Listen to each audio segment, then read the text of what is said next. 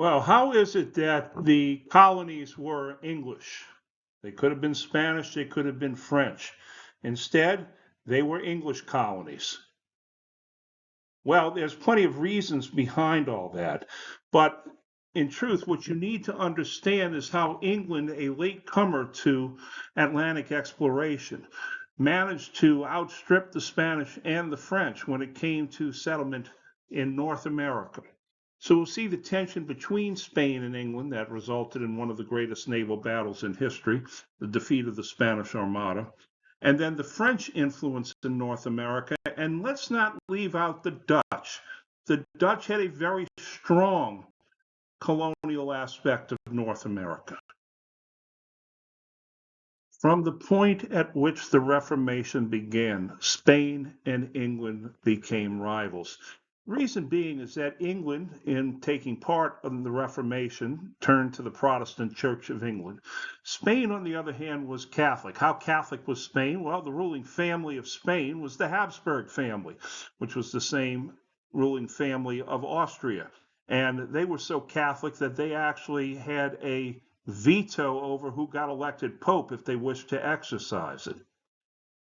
Spain's main king was Philip II, and he eventually is going to marry the daughter of Henry VIII, Mary Tudor, and then he'll claim Elizabeth I as his wife as well. But Elizabeth said, thank you, but no thank you. Spain and England fought it out in the Netherlands, which was called at the time the Spanish Netherlands, and at times the Austrian Netherlands, always ruled by the House of Habsburg.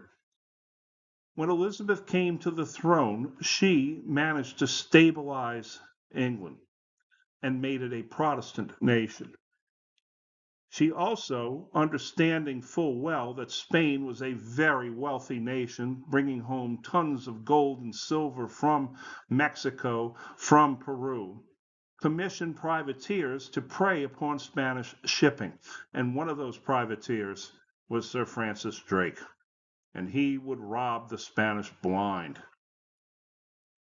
England also begins to reach out and work on some colonial possessions of their own. In 1584, Sir Walter Raleigh, the man you see at the bottom right-hand photograph, or picture, I should say, with his young son, founded Roanoke Island. Of course, we know the famous sixth grade social studies story about Sir Walter Raleigh leaving his cloak in the mud so that Queen Elizabeth could walk across.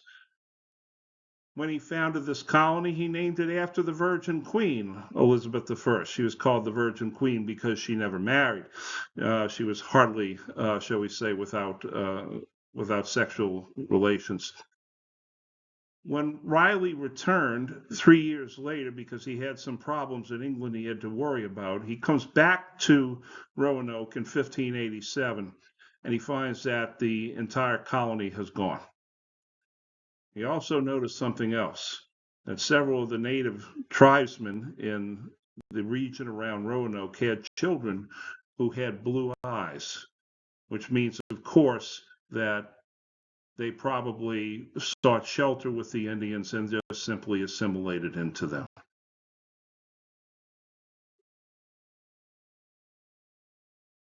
Elizabeth's interference in the Netherlands and Drake's attacks on Spanish shipping so enraged Philip II of Spain that he decided to do and treat England once and for all.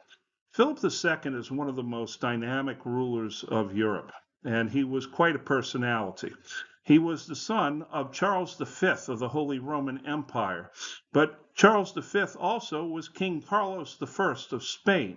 And Charles V split the possessions he had between Philip and his other son in Austria. Well, Philip, in taking over Spain, had nothing less than domination of the world. Remember that he was married to Mary Tudor in name only, and then he claimed Elizabeth, and she spurned him. So that was the first strike against Elizabeth in Philip's book. Now, with the interference of the Netherlands, Philip decided that he was going to invade England, depose Elizabeth, execute her, and put the crown of England on his head. To do this, he had to defeat England's navy. And to this point, he built up the greatest navy in the world, the Spanish Armada. Well, this is a long story that we're going to cut short because of the lessons at hand.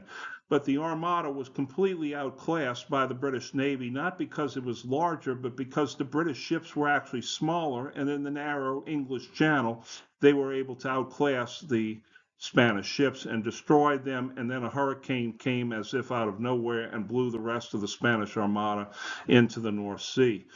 And this left England as the masters of the waves. Now, believe me, Spain remains a potent force in the world, but it begins its long decline. It's going to decline from 1588 all the way to 1898 when it finally loses its entire remaining empire to the United States in the Spanish-American War.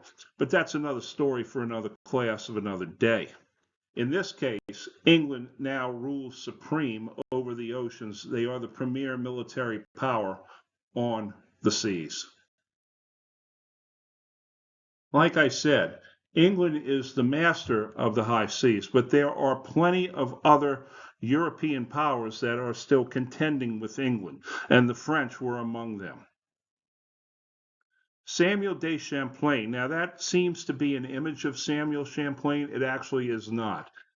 It's supposed to have been, but somebody simply created an image that he thought would have been of Samuel Champlain.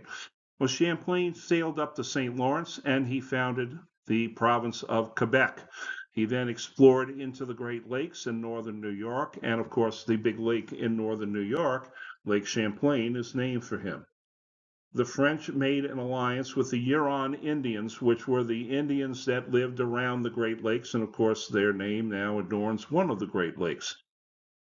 French exploration was more of an extraction industry than it was a plantation industry. That is, instead of farms, it was looking to see what it could get from the land. And since this was the cold northern climes, you had plenty of fur-bearing mammals. And so the French became fur trappers, or coureurs de bois, as they called them. Champlain created the Company of New France. And from this comes the Company of the West. And the Company of the West assigns a Jesuit priest by the name of Pierre Marquette and his close associate, one of the coureurs de bois, Louis Joliet. And together they sailed down the Mississippi River as far as the mouth of the Arkansas River when they were told that there were hostile Indians waiting for them further south. So they didn't have a large enough force, so they turned back. But then they gave it to René Robert Cavelier Sieur de La Salle, who then sailed all the way down the Mississippi River, and there he claimed the entire basin of the Mississippi River for Louis of France and his wife Anna, and hence you get the name Louisiana. And again, this shows the European hubris in that they claim lands that simply were already lived on. La Salle tried to organize a second expedition to Louisiana, but they missed the mouth of the river. They landed in Galveston, Texas. They tried to turn inland to see if they could find the French one more time. His men mutinied and killed him in the Texas wilderness at the time, and the expedition failed. But they did give their notes from their first trip to two brothers named Pierre and Jean-Baptiste Lemoyne. Pierre was 37 years old. Jean-Baptiste was 19 years old. They were the brothers Iberville and Bienville. And together they came down the Mississippi River. They came into the Gulf of Mexico and found the Mississippi River and established places like Mobile, Biloxi, Ocean Springs, Bay St. Louis, and finally New Orleans in 1718. With the defeat of the Spanish Armada, England became the premier military power on the high seas. But it was the Dutch who became the premier merchant power on the high seas. The Dutch merchant fleet was an amazingly large instrument for such a small nation. And so the Dutch now turned their eyes toward North America. And Henry Hudson, who was an English sailor for the Dutch, sailed up New York Harbor, planted the flag on Manhattan Island for the Dutch and claimed it, and created the Dutch West India Company. It is the Dutch who introduced African slavery to North America because they're merchant traders.